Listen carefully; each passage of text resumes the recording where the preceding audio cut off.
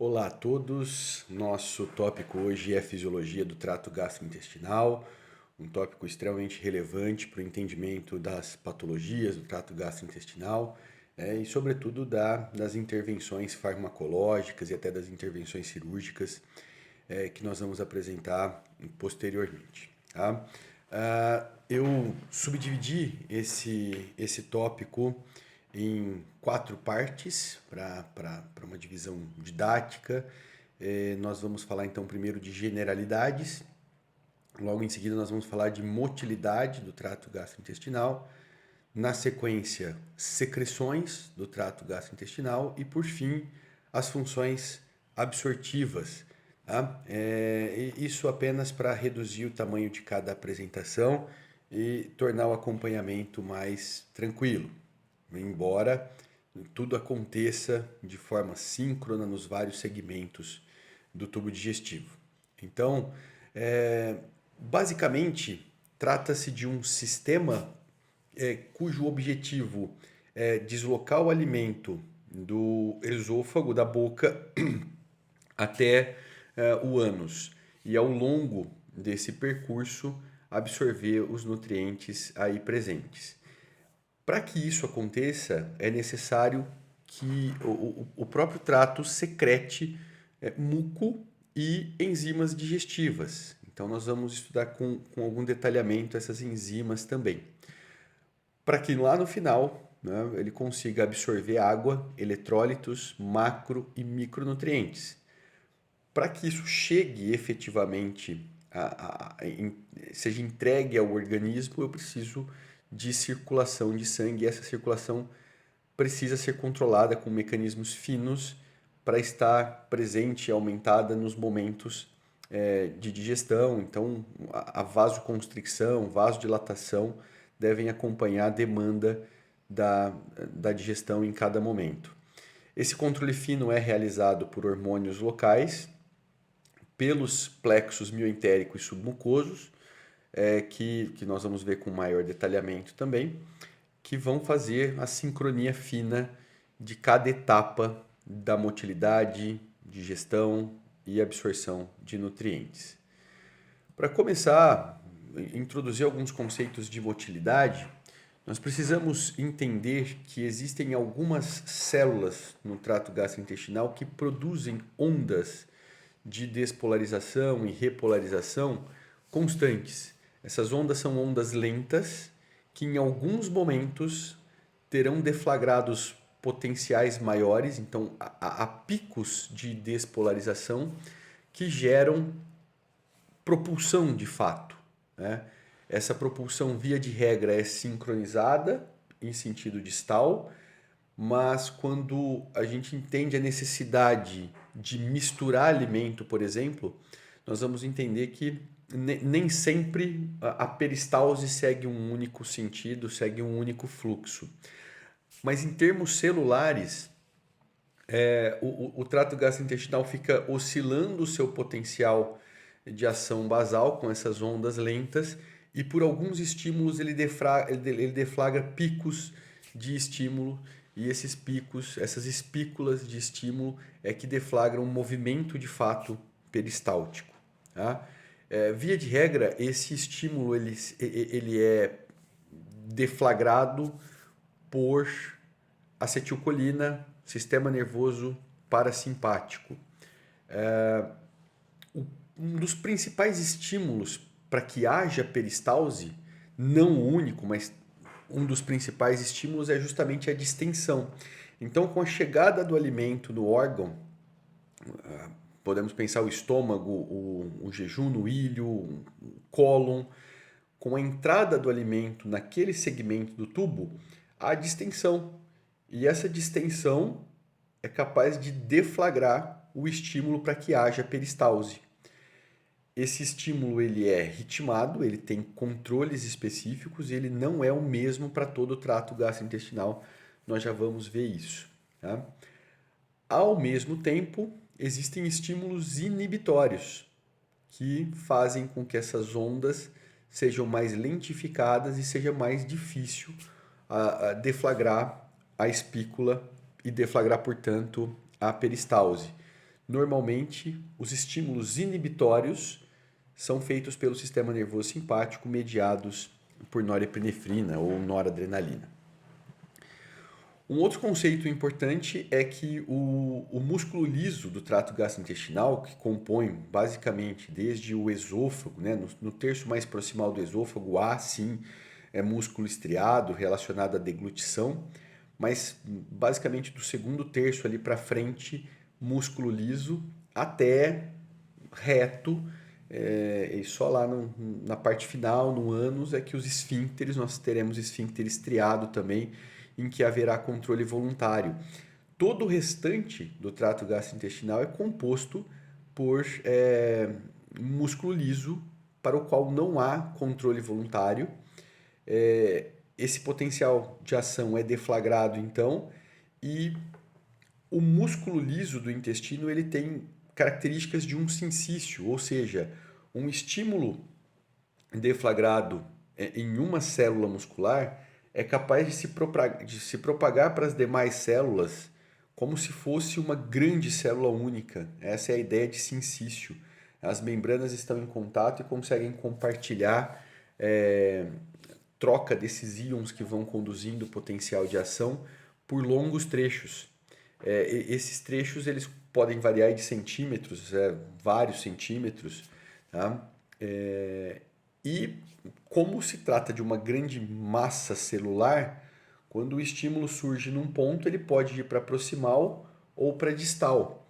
Via de regra, quando há peristalse, esse sentido distal é o sentido favorecido, né? De forma que o estímulo que vai para proximal rapidamente é inibido e para por ali. Tá? Quando a gente entende essa ideia de sincício, fica claro porque uma eventual barreira mecânica no trato gastrointestinal não para o estímulo. Né? Aplicações clínicas disso. No abdômen agudo obstrutivo, quando há, por exemplo, uma obstrução tumoral, o estímulo que surge aqui proximal, ele segue passando pela obstrução até o distal. Então, surge o conceito de diarreia paradoxal. Né? O intestino vai começar um mecanismo de luta. Se há obstrução, o que está proximal começa a distender, a distensão é o principal estímulo para deflagrar peristalse, para deflagrar essas espículas que geram peristalse. Tá? Esse estímulo ele segue, passa pela obstrução e vai adiante. O conteúdo que está adiante, então, sofre peristalse intensa, podendo provocar inclusive diarreia. Tá? Então, nós temos que ter esse conceito de que o músculo liso funciona como um sincício e o impulso ele segue por vários centímetros, aí, fazendo um único movimento peristáltico. Há no trato gastrointestinal células consideradas células marca-passo, que ficam fazendo aquelas ondas lentas, tá? E essas ondas lentas é que em alguns momentos geram espículas. Esse ritmo de trabalho ele é diferente para cada segmento. Então o estômago tem um ritmo de trabalho muito menor que o duodeno, ou que o delgado de forma geral. O delgado, então, tem muito mais peristalse. Tá? É lógico que no momento que o estômago está cheio, por distensão, ele tem estímulos mais frequentes para produzir peristalse. Tá? Mas, como regra, o estômago é mais lento, seu marca-passo próprio é mais lento que o do delgado e que o do cólon. Tá? Isso gera, eu vou buscar aqui mencionar consequências práticas para tornar esse conhecimento mais real, né? Embora o conhecimento da fisiologia como ciência básica seja um conhecimento teórico e até bastante abstrato, mas com aplicações práticas muito importantes. Em cirurgia, por exemplo, quando a gente manipula as alças ou diante de alguma infecção abdominal, como apendicite, a inflamação dos órgãos ou a manipulação dos órgãos faz com que esses estímulos fiquem parados. É o que a gente chama de ilho adinâmico. Esse é um comportamento natural dos intestinos, mesmo porque é, trata-se de mecanismo de autopreservação. Se há lesão, não há razão para continuar trabalhando a todo o ritmo aí, tá? Isso gasta energia, né? Isso demanda esforço do organismo, deslocamento de sangue para o trato gastrointestinal. Então, diante da agressão, a peristalse tende a parar ou ao menos ficar muito diminuída, tá? Então, tipicamente, no pós-operatório, o paciente tem os ruídos hidroaéreos abolidos por conta desse ilho adinâmico. Em vários processos inflamatórios peritoneais, o ruído hidroaéreo fica abolido, tá?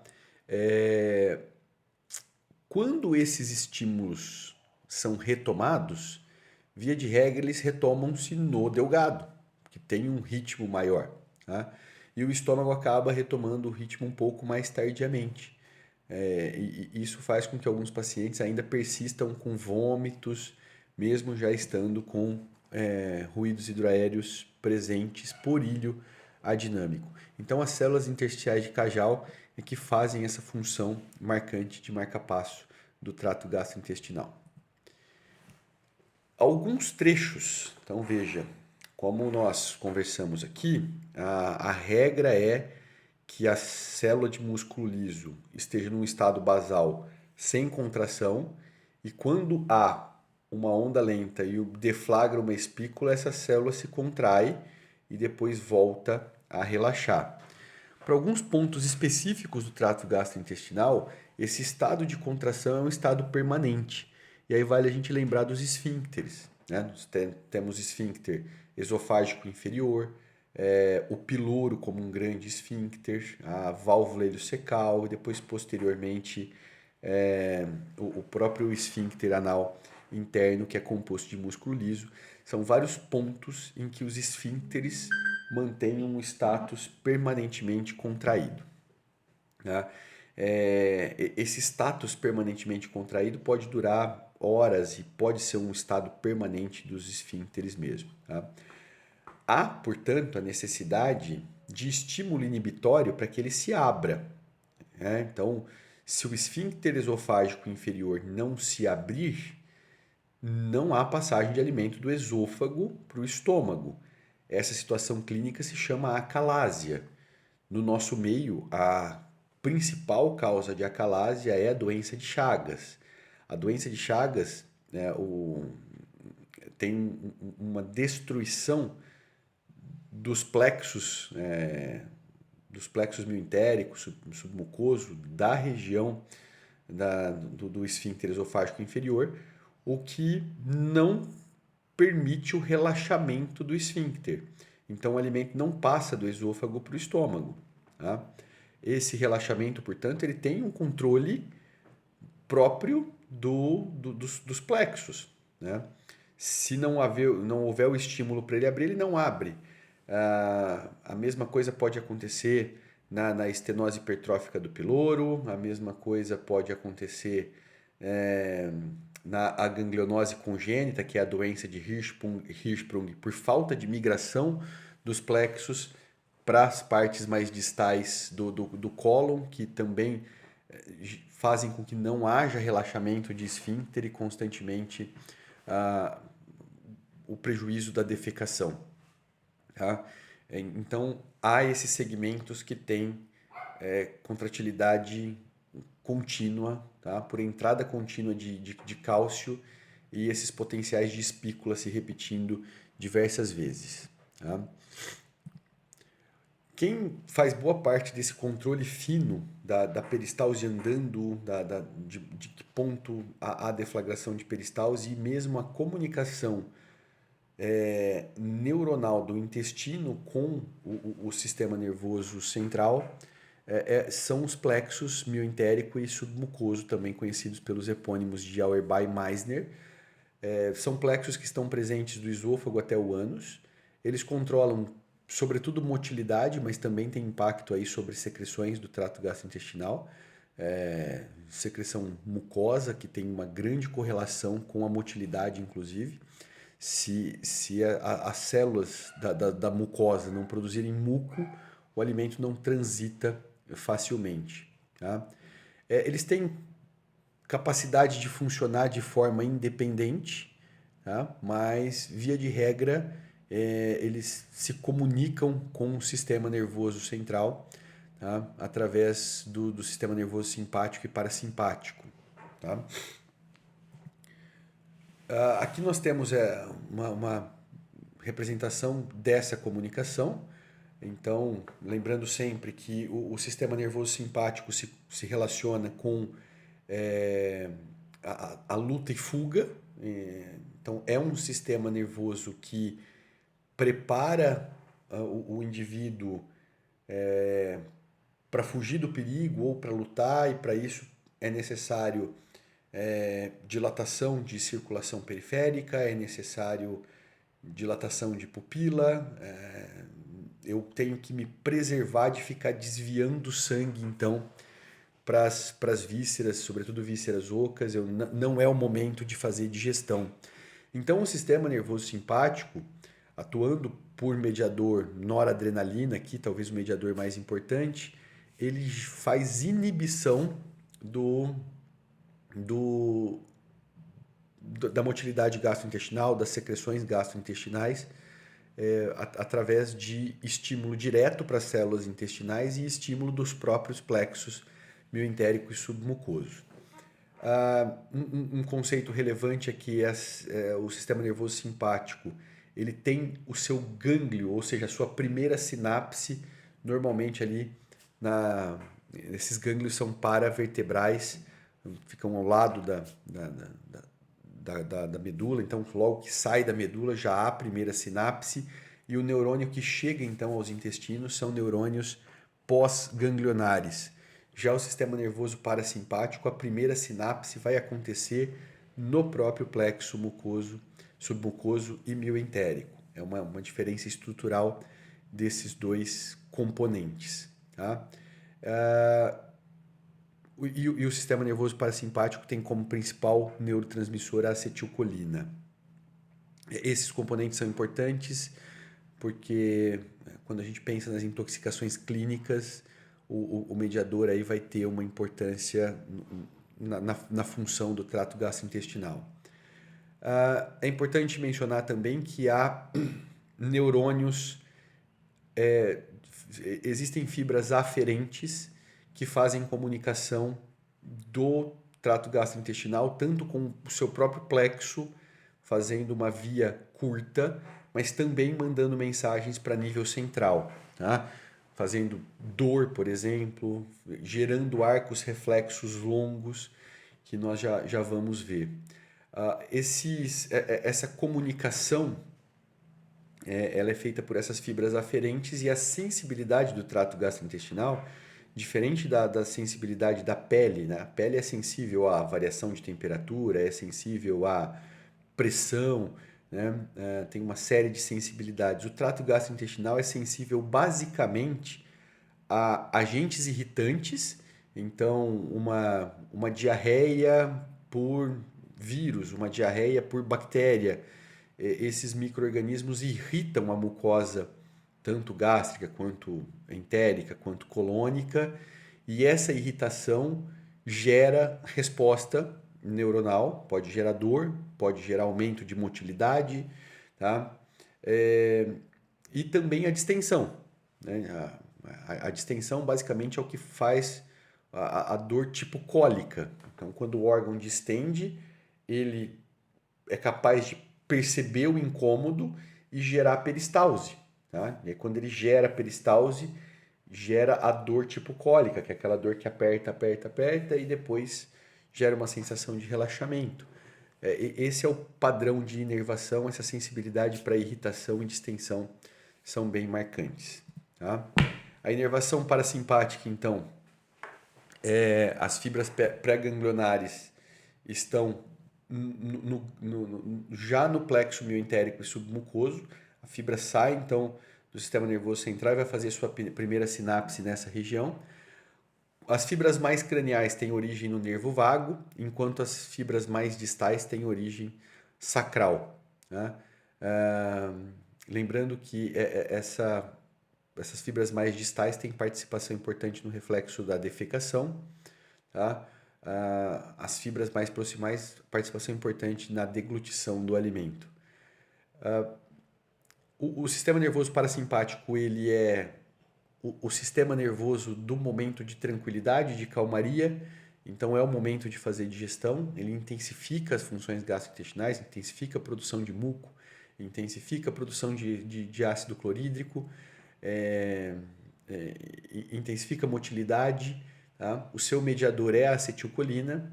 E aí nós temos uma aplicação prática aqui na síndrome colinérgica, por exemplo, há aumento da motilidade gastrointestinal, podendo cursar com diarreia, inclusive porque há estímulo ou por deficiência de metabolização na acetilcolina ou por mimetizar mesmo a acetilcolina se ligando aos seus receptores. Tá?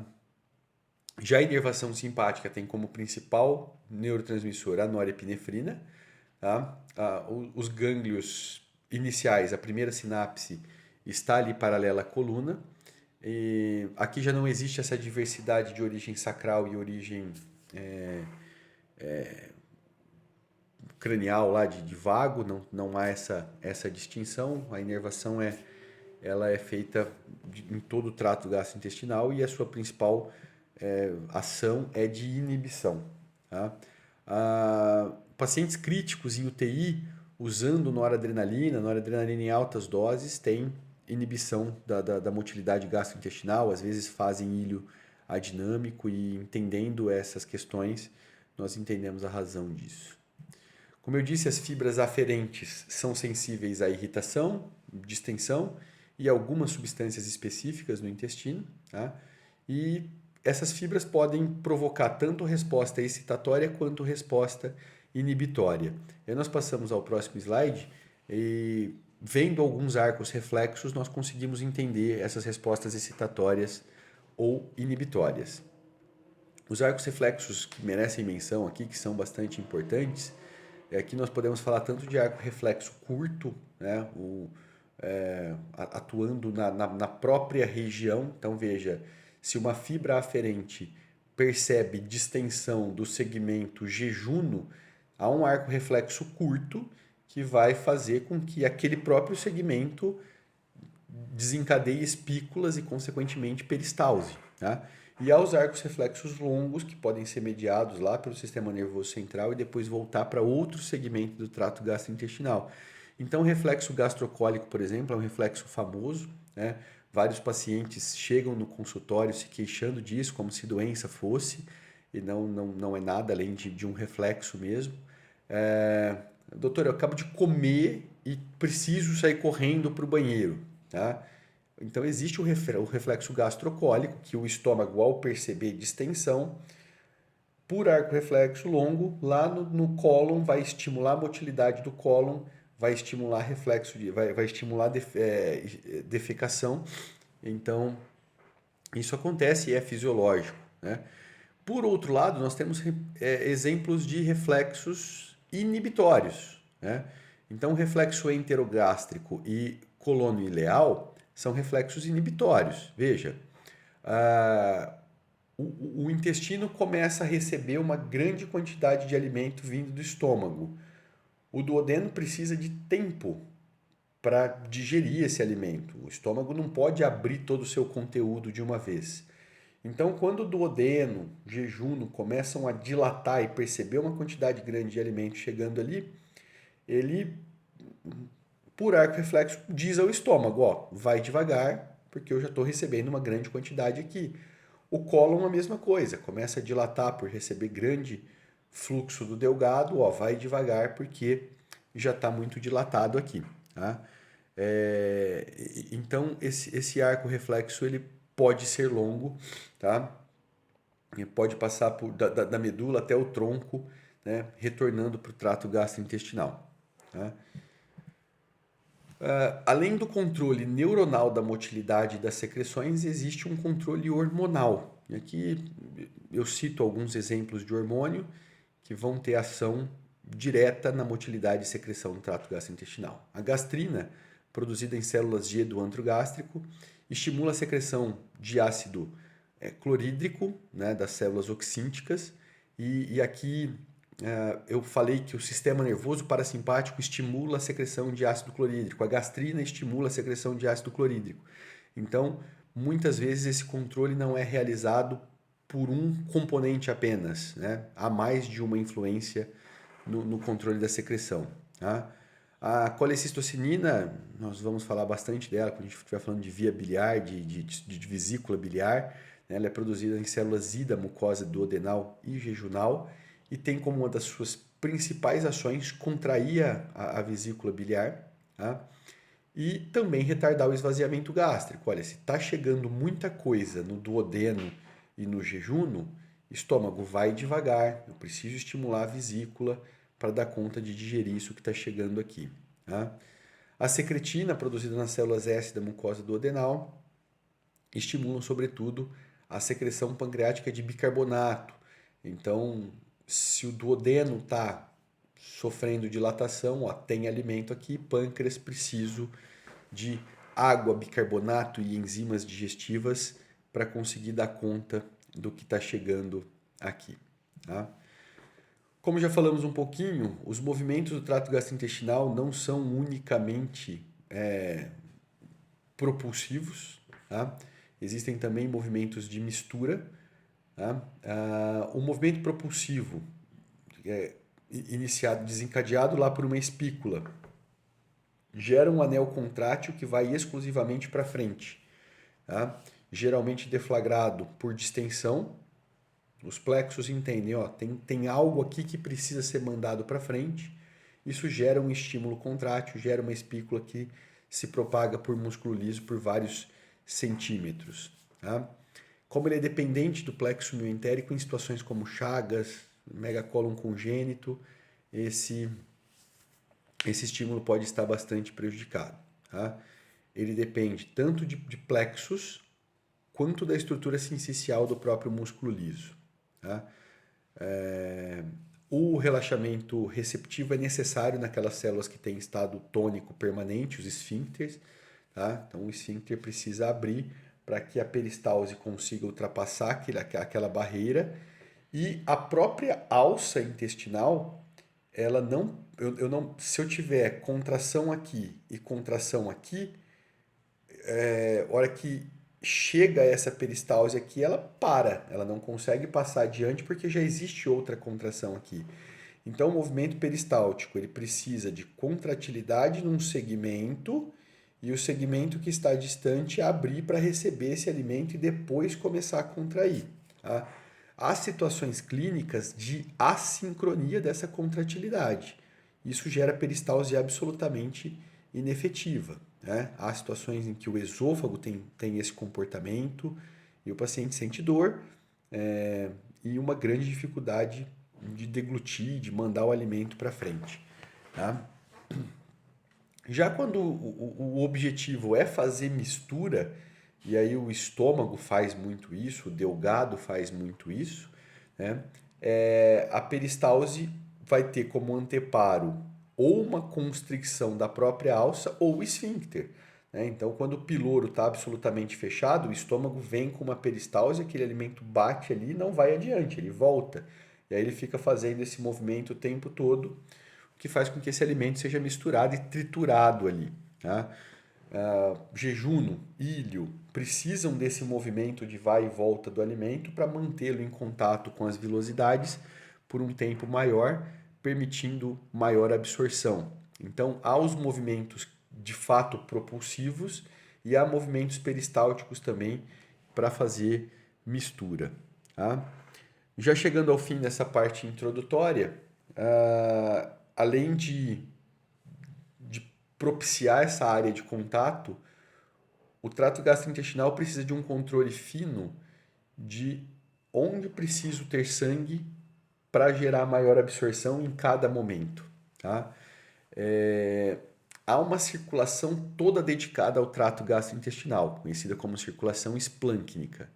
Tá? Então, a principal fonte de sangue para a circulação esplâncnica, né? Pensando em nível de estômago, tronco celíaco, depois mesentérica superior, mesentérica inferior, essa é a irrigação arterial dessa circulação própria, e a drenagem dessa circulação acontece toda para a veia porta. Tá? Se acontece toda a drenagem para a veia porta vai ao fígado antes de chegar na cava, então existe um mecanismo de primeira passagem. O sangue absorvido no trato gastrointestinal passa primeiro pelo fígado antes de seguir adiante. Isso por uma necessidade de depurar bactérias, partículas, tudo que pode vir desse momento aí de contato com o alimento, com sujeira, com muitos metabólitos, né? Então tudo vai passar pelo fígado para essa depuração.